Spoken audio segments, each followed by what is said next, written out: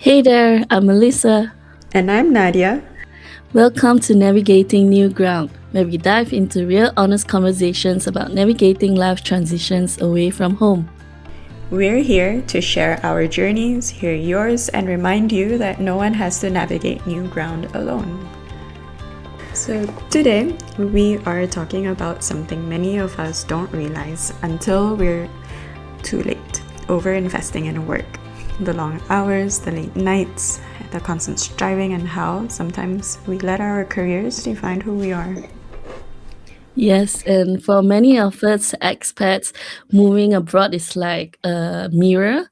It is a chance to not just start over, but also to reflect and also forces us to confront how much actually our identity is tied to what we do or where we come from.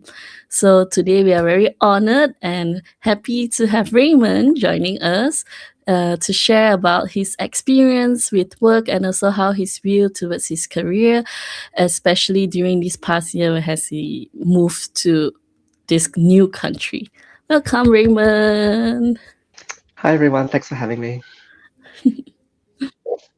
Thanks for being here with us to share your story. Could you maybe start by telling us a little bit about yourself and what brought you to London? Yeah, so my name is Raymond. I know Melissa through a mutual friend, and I was born in Malaysia, but I grew up in New Zealand, so that explains my accent and where I spent most of my life. In terms of career, my background is actually in graphic design, so in that branding and marketing space, but now I work in technology as a user experience designer.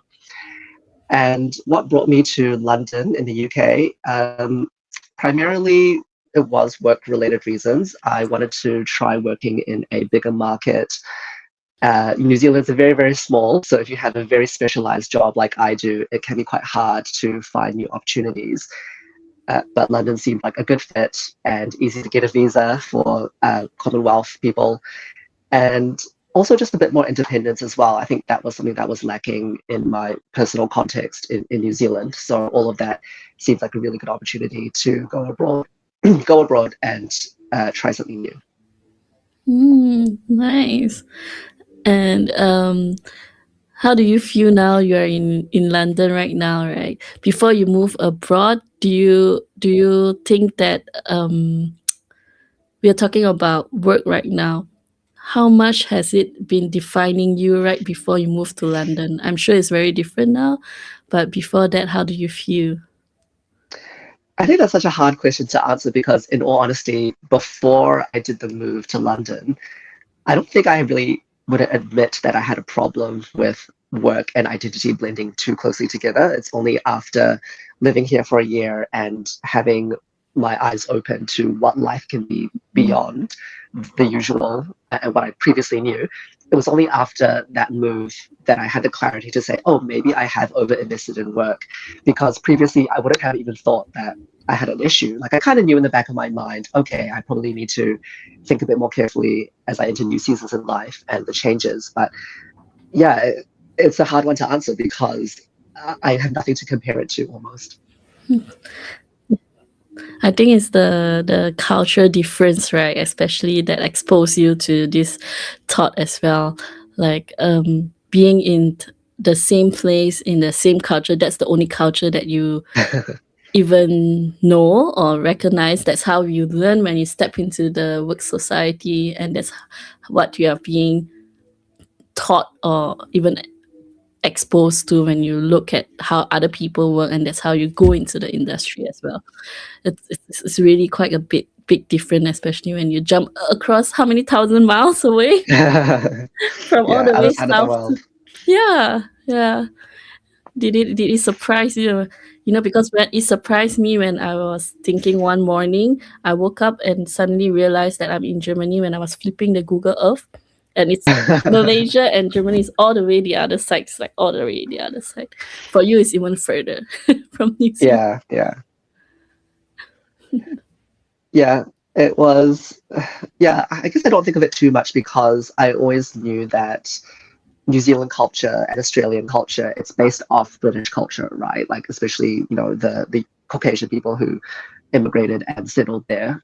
So I wasn't expecting too much of a difference, and that's probably why I also chose London, because I knew it wouldn't be too much of culture shock. I'm always in such awe of people like you two who have moved to Germany, where it's quite a different culture from Malaysia, completely new language, whereas I did not have the same barriers. So for me, I wasn't expecting too much, and there's been a few observations here and there that were different.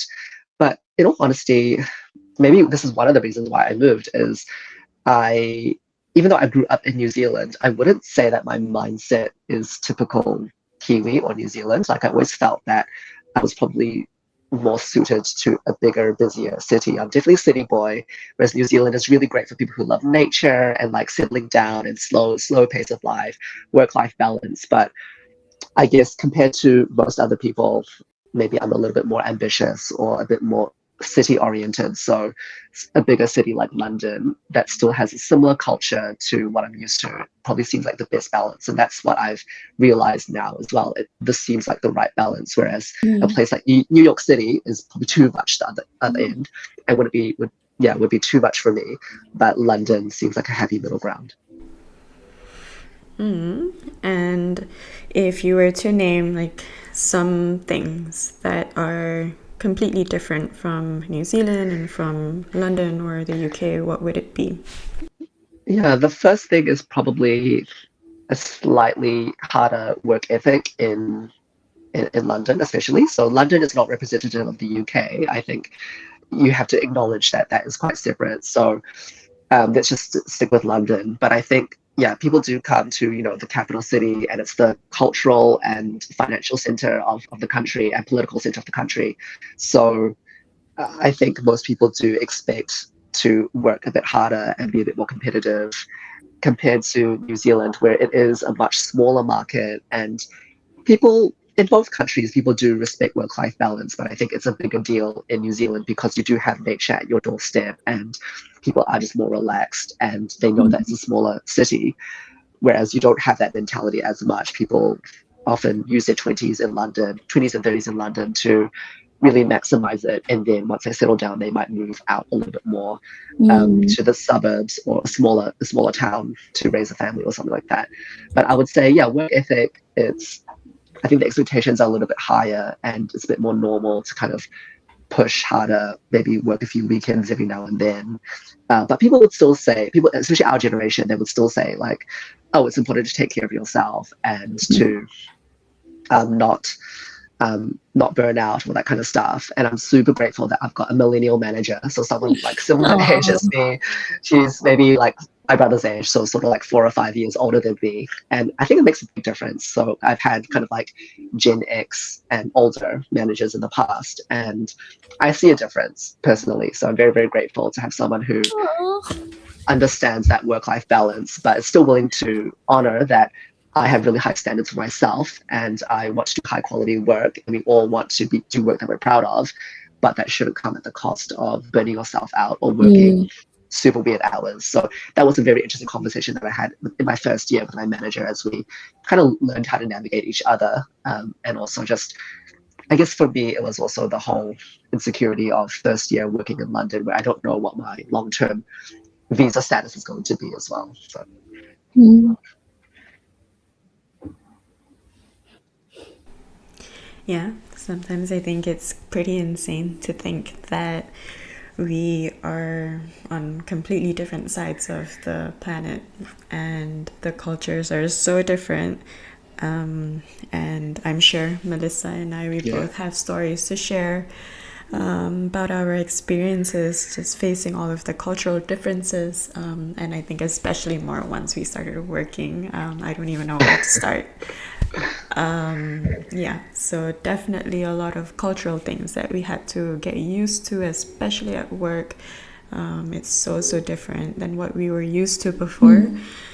Yeah, and it must have been such a complete change coming all the way from New Zealand to London. Yeah, how was that for you? How was the whole process of just starting completely new from the beginning?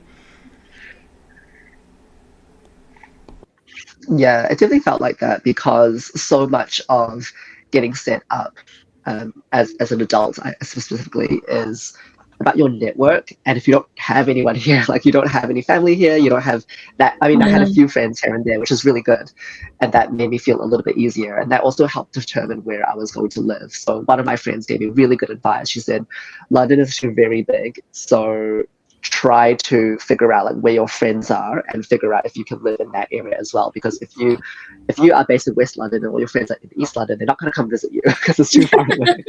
So that was really helpful, and thankfully a lot of my friends happened to be in East London, and also that was also kind of where the tech hubs were in terms of potential jobs, and I ended up working there as well. So East London sort of ended up being a very wise place to settle down, thankfully, and that's all worked out.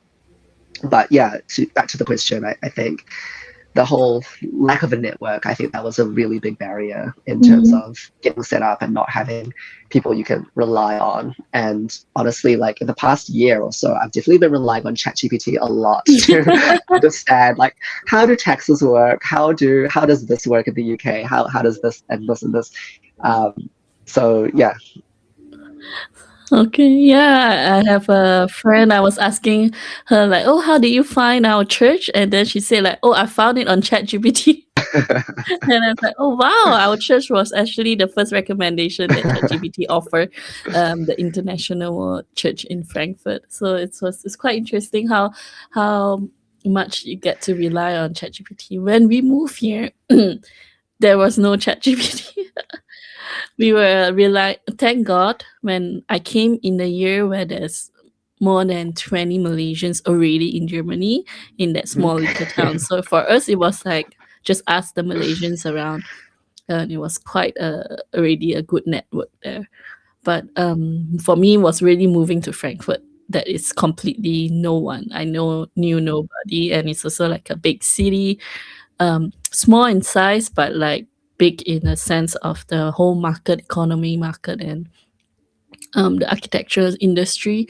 So it was also very intimidating for me. How does it feel for you, like professionally, when you move into this whole new city? If navigating personal life, we can relate, but in your field, do you think that it is like a very big step or completely new? um, yeah, it was a pretty big step. I think it was really what I really like about being able to apply for jobs in London is that you are able to apply for some really big brands that I would never have the chance to apply for Mm. in New Zealand, because and big brands might set up a shop in Sydney, in Australia, but not really Auckland, New Zealand. So being able to be like, hey, I'm going to be based in London, and this is a London-based role. I actually have a shop now, and actually it was really nice. Like even when I was still in New Zealand preparing to move over, I got kind of halfway through a research job round. I didn't get the job at the end, but it was really nice to get that experience at like a really well-regarded fintech company that I would have loved to work for, and that just opportunity wouldn't have existed in New Zealand if I had just stayed. And then since then, I've had recruiters from TikTok and Meta reach out, and that's really nice. And that's just very very different from like what I would get in New Zealand. Um, and when would you say that you started to realize that you were overinvested in your work? When was that turning point for you? Yeah, it would kind of be somewhere between the first and second year of living in London. I think there wasn't any one really big defining moment. I think just a lot of small realizations along the way. Mm. But definitely, I would say sometime last year, it was just the fact that I realized that my life outside of work was genuinely really fun and fulfilling, and there were just like lots of things to do. Because if I contrast that with my time in New Zealand, I'm not exactly sure why, but I just felt that I was just waiting for something to happen. Partially because I think it's because there's not a whole lot to do there. So you kind of just spend time with your friends and your family, and that's fine. But there's not a lot going on compared to a city like London. And New Zealand is so isolated. It's very, very far from the rest of the world. And so you can go to the islands, like people go to Fiji and places like that, which is great. and you can go to Australia. But if you wanted to travel Europe, or you wanted to go to the States, or you want to go to the Middle East or Asia, it's quite a significant trip. And all of us are from Malaysia, so it's easy. Like, it's not a big deal for me to fly 11 hours or whatever to KL from Auckland, so that doesn't bother me so much. But it still, like, adds up. Whereas if Yeah. you compare to Taking a living train. in, yeah, you can take a train to Amsterdam from where I am. Like, I've been to Paris like every year since, or multiple times a year since coming to London, and it's just a few hours. You don't even have to take annual leave. You can just like go for a weekend and come Yes, back on yes. time to start work. And so you couldn't do that in New Zealand. Like, it just eats into your annual leave so much. So I think just the proximity to travel and having things to do and things that you actually want to do. Yeah, so when I realized that, my life outside of work is very busy and there's lots of things to do and lots of places to go, lots of people to see and to meet, I realized, like, I think this just seems very different from when I was living in New Zealand in a good way. And perhaps I think that was the first inkling that I realized maybe I have been overinvesting in my career because there was nothing else to do in New Zealand.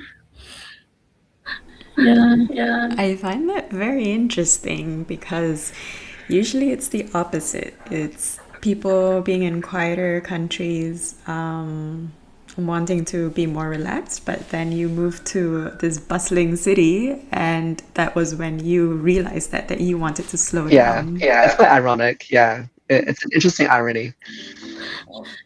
Yeah, but it's so interesting. I mean, despite the irony, I could actually relate or understand. I mean, here, like you said, traveling to different cities is really just like you don't even need to buy a ticket on a week before or something. You can just hop onto the train and get the ticket, and every weekend you can just say, "Oh, I want to go there for lunch." Yeah, fine, go. You can be in. For me, it was like a mind blowing experience that you can be in 3 countries in one day, and then we did it every year in one or another weekend, and it's just so interesting that every time when you move, yeah, you can say it's Europe or it's like the same continent, but when you move to different countries, even within this continent, the culture, the architecture, everything looks so different. The Yeah, art scene looks so different, and I think that's really interesting and makes you want to not just visit them on the surface level, but even to know more about the history, and also makes you sometimes even consider, like, at least for me, I even consider like, oh, should I take like art history in Europe or something? Makes me want to further my studies, and to the point, even considering like changing my career. But yeah, I think I could understand why you say like outside of work, there's such a big world out there for you to explore. yeah. Yeah, that's very interesting. And what do you do now in all of this free time? What are you filling your time with? Uh, yeah, a lot of it is honestly travel planning because you have to book for the nice places and to get the good deals and stuff. Obviously, you have to plan it in advance. So there's a lot of travel planning that I do just months and months in advance, so that when I get there, I sort of just know what I want to do, and it's quite efficient, and it kind of just all does that.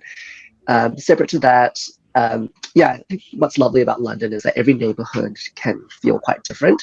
And as someone who's still exploring London, it feels like every weekend I can go to a new neighborhood and just discover, what does this look like? And things are changing all the time as well. Like, cafes pop up and Mm. shut down, and then different exhibitions are on, or you didn't previously know about a particular area, and then you start hearing all your friends talk about, actually, like, I just moved there, or this place is getting gentrified, and so there's also these nice places now. And so everything's always changing all the time, and so there's no shortage of things to do. Although I will point out that, unlike Asia, let's say Malaysia in particular, and maybe Japan, places in London still close kind of early by comparison, which annoys me because I am more of a night owl. Like, I want to be able to just be like, it's 9 p.m. and I I still know. want to do something interesting. I want to go out. And you could do that in Malaysia and Singapore very easily, right? And so that's kind of what I was hoping for. Like, it's definitely better than New Zealand where things, shut at 5 and 6. But still, yeah, that's kind of interesting that it's not quite there, like where Asia is definitely more of that, like open nearly 24 hours kind of scene. And separate to all of that, I'm pretty involved in my church at the moment as well. So thankfully, I was able to find a suitable church pretty early um, uh, into coming into London, and that is also based in my local area. So I just walk kind of 25 minutes from home to get to church, and then there's the Sunday morning service, and there's a night service that I sometimes attend. But then there's also like Monday night Bible study training, and then Tuesday is the Bible study. So Wow. yeah, and if there's like an event on Saturday, like there could be a men's breakfast or something, then yeah, there have been some weeks where I'm at that church building 4 times a week in a row. But that's not every week, but it just goes to show like it's quite a big-ish church compared. So for London, it's probably not very big, but compared to my church in New Zealand, it is quite big. Like there's a full staff team and just lots of different groups to kind of minister to and cater to. And there's quite a lot going on. But I think it's a good thing. That's something that so I didn't mention earlier, but years ago, I actually lived in Singapore for a secondment. So I was there for 5 months. And during that time, I was involved in 2 different churches. And I think their church model is sort of based off the British kind of culture as well, and the British kind of training, where they do kind of do a lot of outreach events, and they fill up their time quite a lot. And it's not uncommon for people to go to like multiple churches on a Sunday kind of thing. And that kind of, so what I do now sort of reminds me of that time in Singapore where my Sundays were quite church oriented for different reasons. And I've had that in seasons in the past in New Zealand, but it hasn't been very constant. I think the New Zealand culture is much more quieter, much more relaxed, and only pockets of Christian communities in New Zealand would actually kind of push for that. Let's spend all of Sunday together. Most people kind of probably wouldn't. So that's been an interesting observation that I've had, but I kind of enjoy it. I think it's, like there's so many things you could be distracted with by living in London, but if you can fill your time in your week with spiritual things and being around other godly, other Christians, I think that's can only be a good thing. Yeah, for sure. Do you think moving abroad has made you seek God more? Or do you think it would have been the same if you had stayed in New Zealand?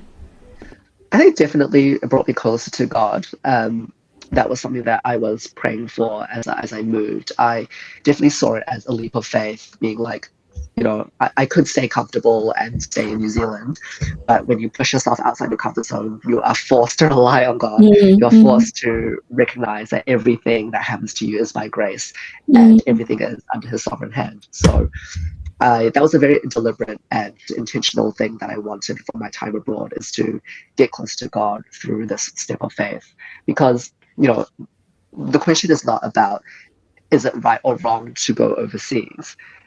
That's not a moral question. So it doesn't really matter because God is everywhere anyway. So, but the question is like, how do you relate to God? Like, is your relationship with God going to be stronger here or stronger abroad? And again, that's not necessarily there's not necessarily like one right answer to that. But I think for me, moving abroad definitely would force me to rely on God a lot more and go through a lot of different trials where I can only realize how small I am, how big God is.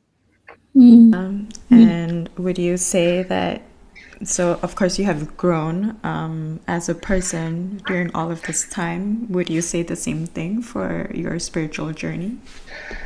It's hard. I think I don't know whether it's just me or maybe just like the season that we're in, but it's very like up and down, isn't it? Like there are times when it's like you feel really close to God, but other times when you do fall into different distractions or different kind of mindsets and you get kind of comfortable.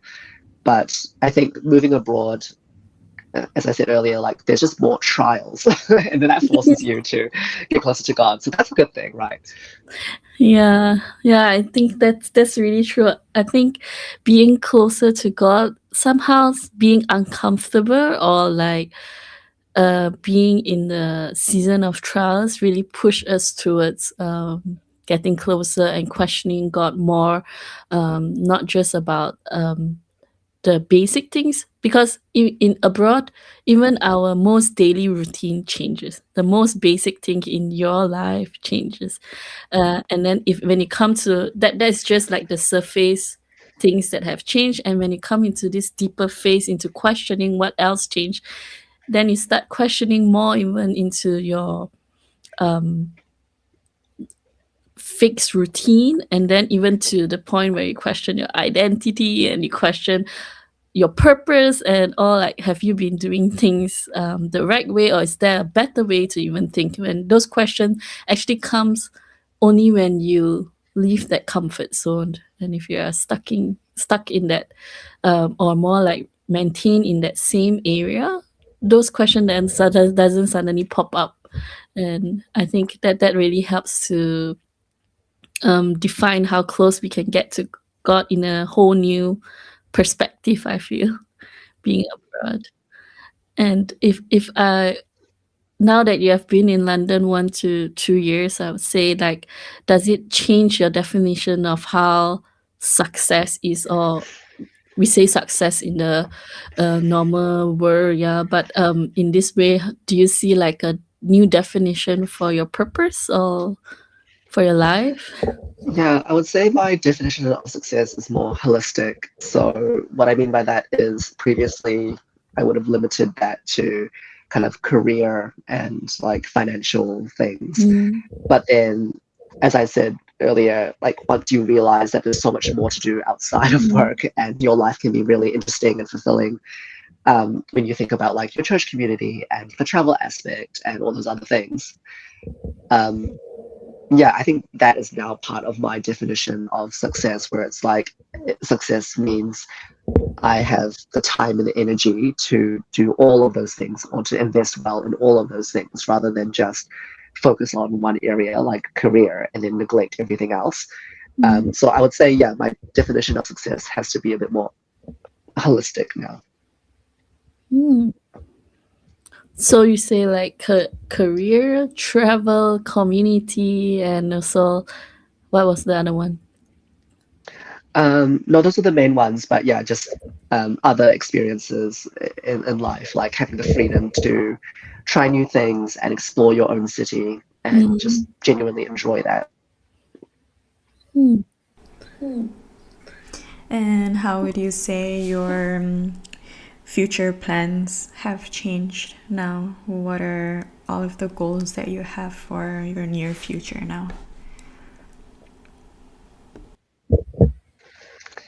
Yeah, I guess my goals are a little bit less work oriented and again more holistic. So they might still involve the realm of finances and work, but they are all kind of a bit more balanced rather than skewed towards career. So in the past, it would have been like, okay, well, it's like a promotion is the goal, and that comes with more money, and that's kind of it.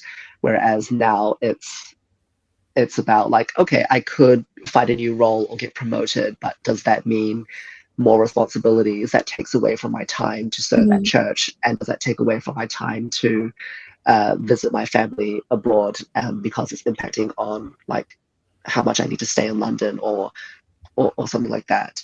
So yeah, it was interesting. Like last year, I went through a round of kind of job hunting because I wasn't sure about my visa situation. And so previously in the past, I would have just been like, oh, it doesn't matter. Like whatever the salary is, as long as the company is good, I'll probably just take it and we'll just see what happens. But now living as an expat, there's no one to fall back on. Like you have to pay your own bills. And so after doing all my calculations of like, the lifestyle that I want to live in London, it was pretty clear that there's like a set minimum of like what I can afford to walk away from. Oh, sorry, there's a limit to how much I can accept in terms of salary. Um, and it has to be, where I'm at or higher. Um, there's small compromises that could be made, but maybe this is part of adulting as well. Like you realize the value of a dollar, and if you Yeah, every yeah. dollar that you don't earn, that's a dollar that you're not investing and that you're not growing in terms of like your future finances, whether that's like your retirement fund or other investments or whatever it is. So I think that has really shaped what I would consider like a good job offer. Like the salary is actually much more important to me now in my 30s than it was previously in my 20s, where perhaps career was a bit more experimental and you were just kind of figuring out like which path you want to go. And if I was living at home, so I could always just fall back on my family and there were no like visa issues to worry about. But being an expat, like all of that is just much more heightened. But other than the money thing, there's also the manager thing. So I I realized last year that although my current workplace was not perfect, you are taking quite a big risk when you go to another company and you don't really know what the dynamic is. And you might have met the hiring manager through the process, but who they present themselves in the interview process is Mm. not necessarily how they're going to treat you when you actually get the job and work in the team with these colleagues as well as your other stakeholders. And yeah, like the risk is a lot higher. And yeah, it's possible to kind of leave one job and then trial it out and then go back if they haven't backfilled you or if they're happy to have you. But it's a risk nonetheless, and I think I didn't realize how big of a risk that was until I started really thinking about the details last year during my job hunt. So all of those little micro decisions have really affected um, how I define my goals and like, what does good look like. Again, it's just being a bit more holistic about it's not just about the new title or the new pay rise or whatever it is. It's like all the flow on decisions don't that are sort of indirectly affected by that.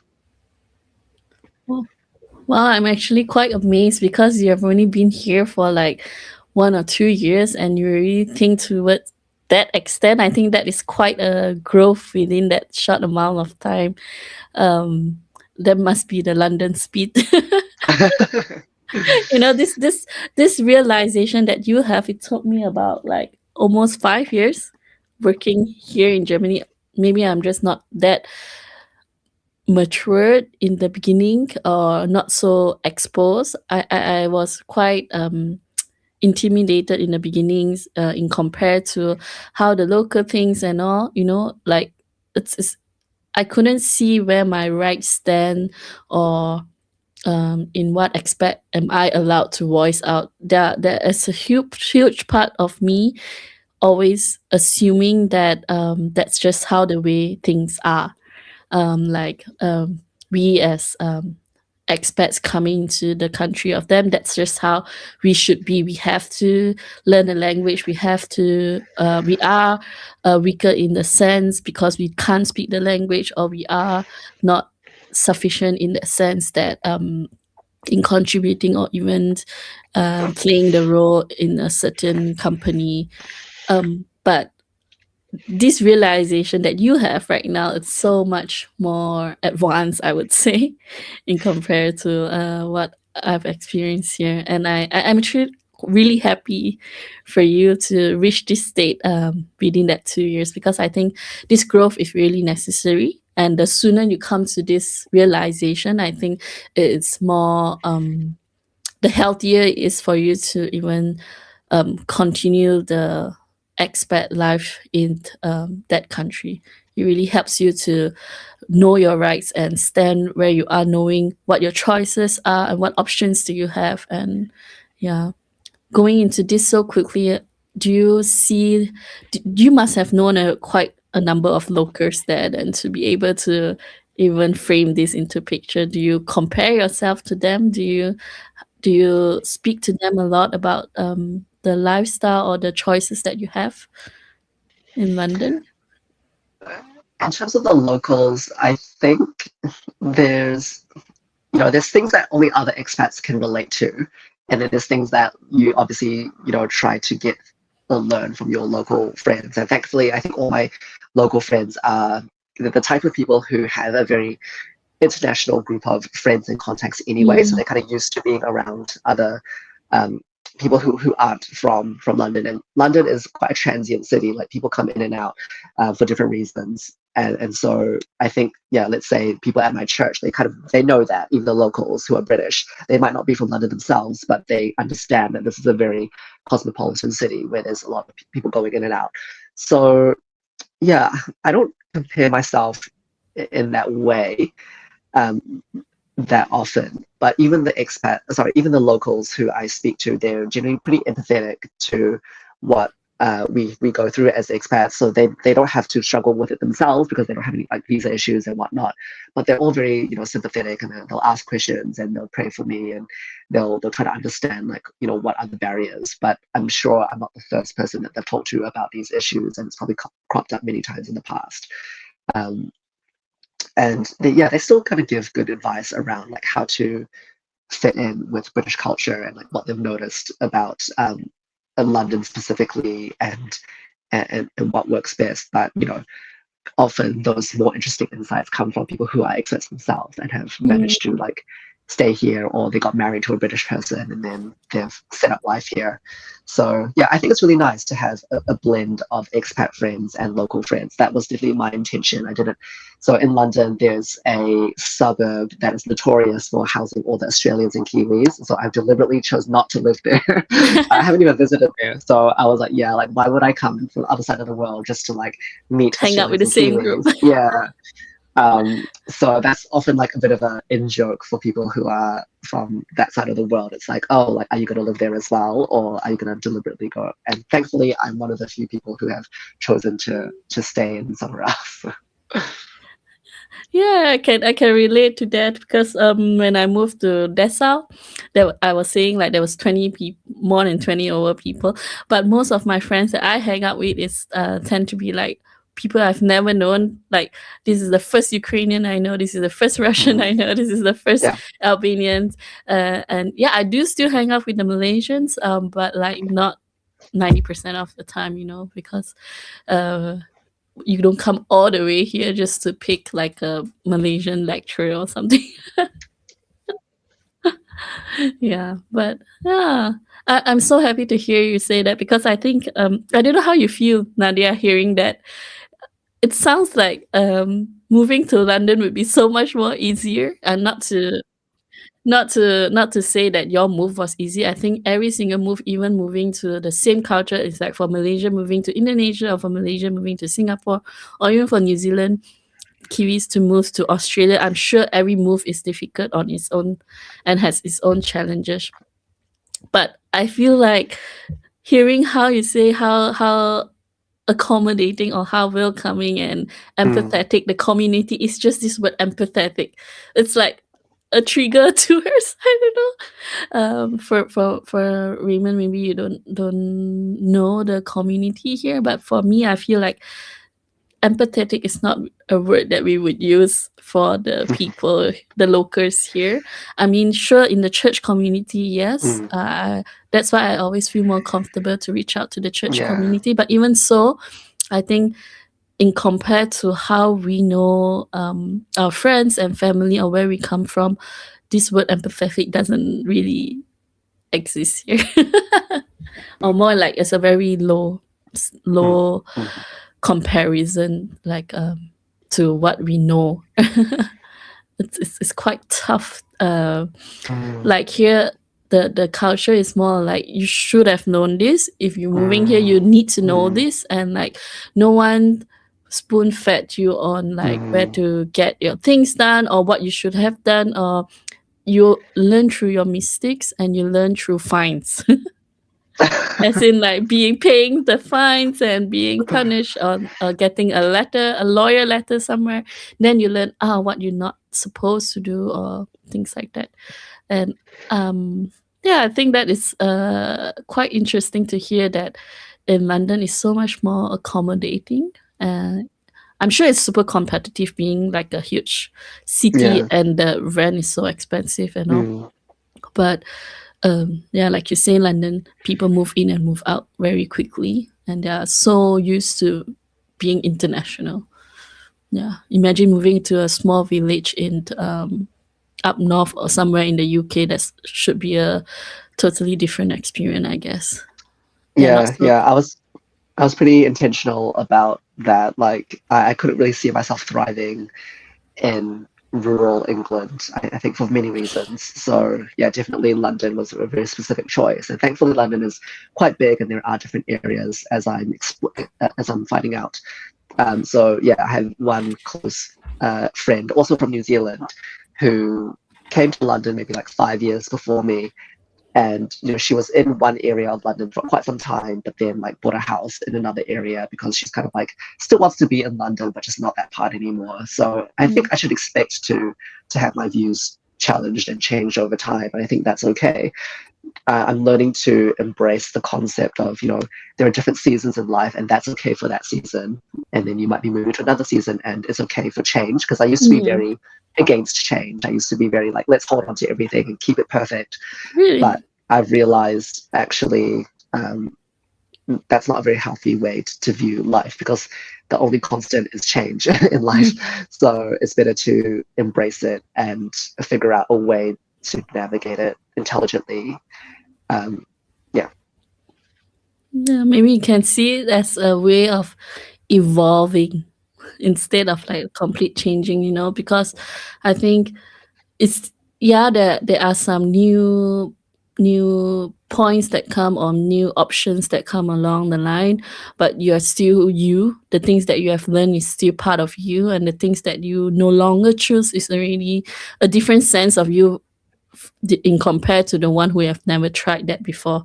So now you knowingly choose not to, instead of in compared to before, you can't even say like how it is or how it could be. Now you know, and you knowingly choose to go either the same way or to change completely different way. I think that every part builds up where you are right now, and it contributes to who you are. So Mm. yeah, change actually, it's sort of like an involvement. Yeah. And every chance for change is also a chance to evolve as a person, to grow. Mm. So what would you say your future plans look like now? Are you planning on staying in London for a long time, permanently? Yeah, that is my plan. So this maybe will surprise Melissa especially, but like coming back to the whole idea of like, I figured out pretty quickly what I want my long-term plan to be, even after just a few years. Are But you that is my moving to personality. Germany? um, it's just, I think I'm actually a very decisive person. So I do my research, I think about it, and then I make a decision, and then I just go with it. So I maybe I landed in March, and then by October, I knew like, oh, I want to stay in London beyond my kind of 2 year visa. So that was only like less than a year, right, of like figuring out. So I knew from then I wanted to kind of explore options of like, how do I get a visa or visas that will add up to the 5 years that I need to stay long term and have permanent residency in the UK. So that is currently my plan, and thankfully I've been sponsored since kind of late December last year.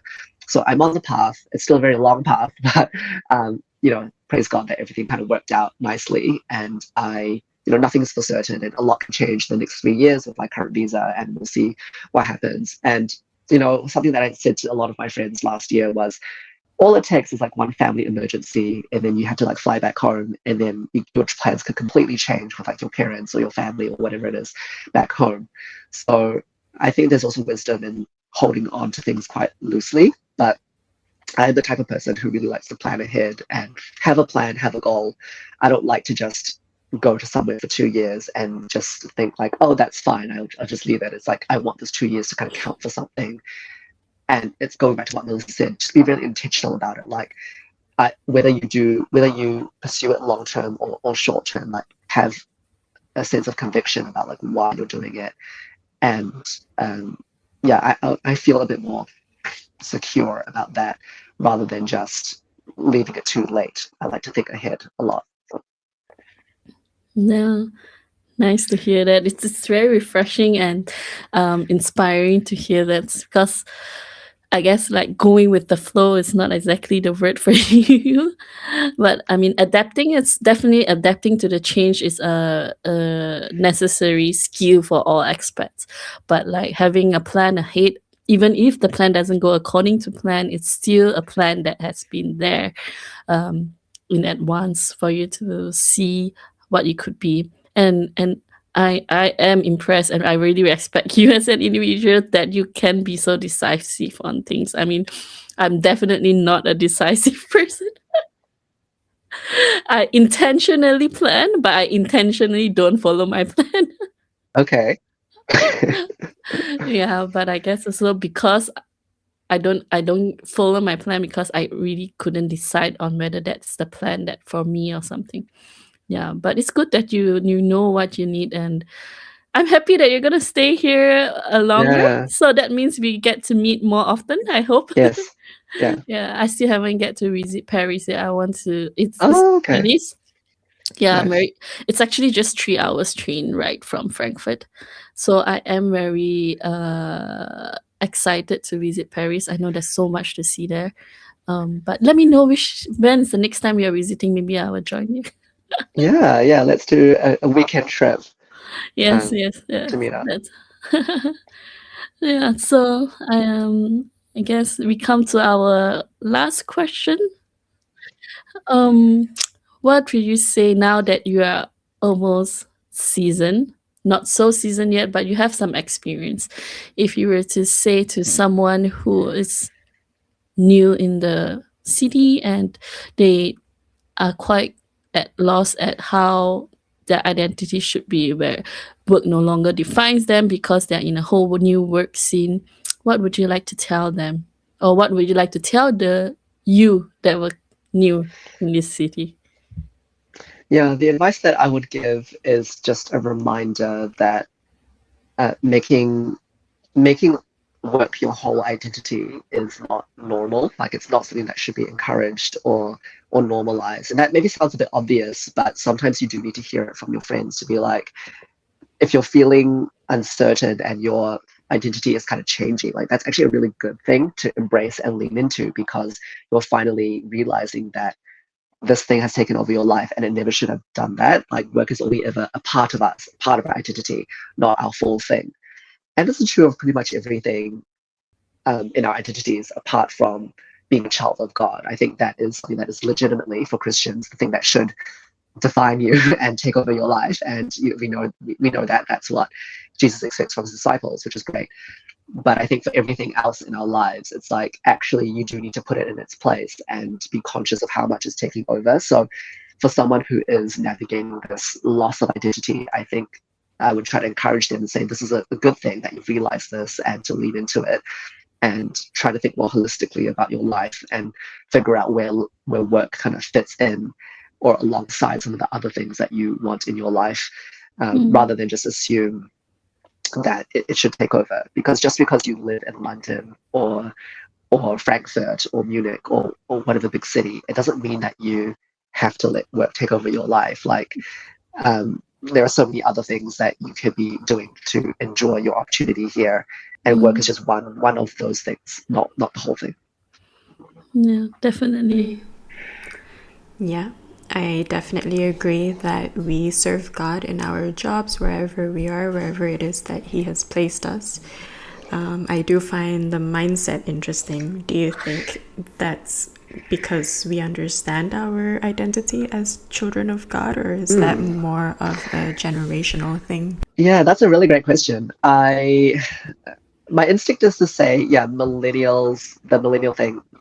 Yes, I think there is a trend, even among secular people and non-Christians, that now we have a vocabulary to talk about this kind of stuff because I don't think it was really a thing that we talked about that often. Like we talked about work-life balance and things like that, but that was more around like working and taking care of your kids. That was a very specific thing that people talked about. But now it's more about like mental health and is this a toxic culture and things like that. And we've got language to identify the issues and identify potential solutions and boundaries. As you said, Melissa, I think boundaries is a huge thing that a lot of people are waking up to. And Mm. millennials are kind of in that weird position where it's like we we know what the path should have been, and it didn't work out for many reasons. But we're not quite as, I guess, like entitled as like Gen Z, who that is like a huge part of. They demand it. They demand work-life balance. They demand having a life outside of work. And I Yeah. think there's pros and cons of that. I think because millennials and Gen Z are not the people in charge of creating work culture right now. Like we're not the directors Mm. and the managers and the owners. We're still in like the middle to lower end of our careers.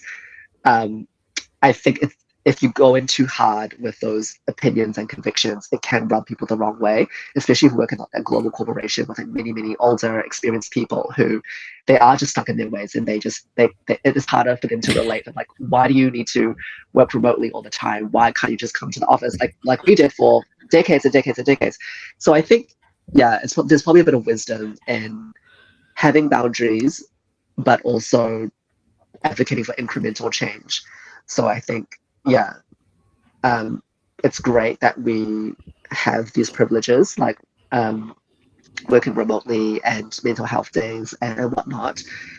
But I think it is a bit unrealistic when you think about the bigger picture to enforce this on everyone. Like there will be some companies that, like young companies that are like headed by millennials and Gen Z and all that kind of stuff, and that's great for them. But I think if you're, let's just imagine that we're talking about corporate culture instead. I think that's definitely going to be a challenge, and you should expect a bit of pushback.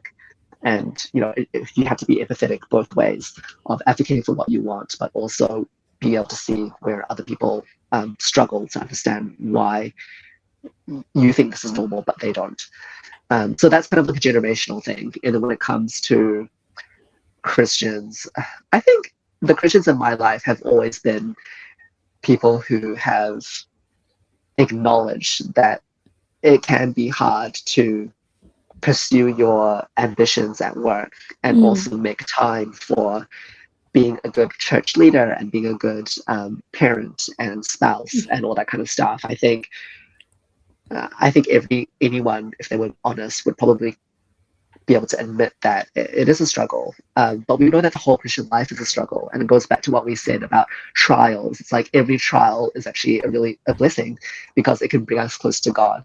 So I don't think these are new issues. Like anything can become an idol. Like work is obviously a very easy one. Money, even your family can become an idol. Mm. So I don't think this. Yeah, I think Christians have always struggled with this, and again, we need to rely on God and His Holy Spirit to overcome that every day, day by day, and that's what it means to follow Christ throughout your life, not just once a repentance prayer once. Like that's not what being a Christian is about. Like it's daily repentance and daily submission to the lordship of Christ, and that involves going through the struggle, but depending on God's grace to get through the struggle. Yeah. I think that's a really good way of putting it, because I think sometimes we Christians tend to fall into the trap where it has to be either or. It has to be like you have to sacrifice on something, or like you are not allowed to, or that there is this misconception that chasing your ambition, it's your ambition, But honestly, I think in the Bible there is so many successful people being stated that there's like God gave, not that this person want to chase after it, but like God gave this person this opportunity to step up to becoming a really important person in the society. And I think that really challenged my idea of how things should be, and how things could be. It shouldn't be either or. We shouldn't have to like give up chasing God and choose between work and God, because I think it could coexist, and God sometimes allow that to coexist as well, or God uses our work to even show His love to the people industry. Because imagine if everyone who is following God are just being at home, then how can we reach out to the people in the industry? How mean the industry could be, right? I think that that extreme shouldn't be. But of course, if we are seeing God or seeing our career as high as God, then that is also a wrong thing. And then it is already an idol. But I think like chasing these two things without one exceeding the other, which has to be God at the first place, I think it should be able to not contradict itself. Yeah, because God gave us talents, God gave us gift, God gave us the opportunity and open doors for us to step into industries or societies or communities like that. And I really do see that, like how work can play a part into helping me to reach out to so many more other people that I've never known or could have known Yeah. from church, alone. And I think that going into the work community without forgetting our identity as God's children is more important. Yeah. That doesn't mean that being God's children, we cannot reach out to other fields. Yeah, and I think we can be rest assured that wherever it is that God has placed us, wherever we are at work, we're meant to be a blessing wherever we are. Thank you so much, Raymond. Thank you so much for sharing your story and with such honesty and insight. I really like how direct you could be and slipping it into words like they stuck in their words, but but I think that you said it so thoroughly and, like you say, in a holistic way, that it is how it is. And thank you for sharing it. How obviously before our conversation I thought that this topic, over invested in work, is something more negative, but you make this whole conversation so positive and so inspiring, that realizing you are over invested in work is not a bad thing, because that it is like a new discovery that there's so much more to life than just work. And thank you for sharing with us that it's okay to step back, evaluate and redefine what really success means to you and how the future could be for you, no matter where you are in the world. And to our listeners, thank you for joining us on Navigating New Ground.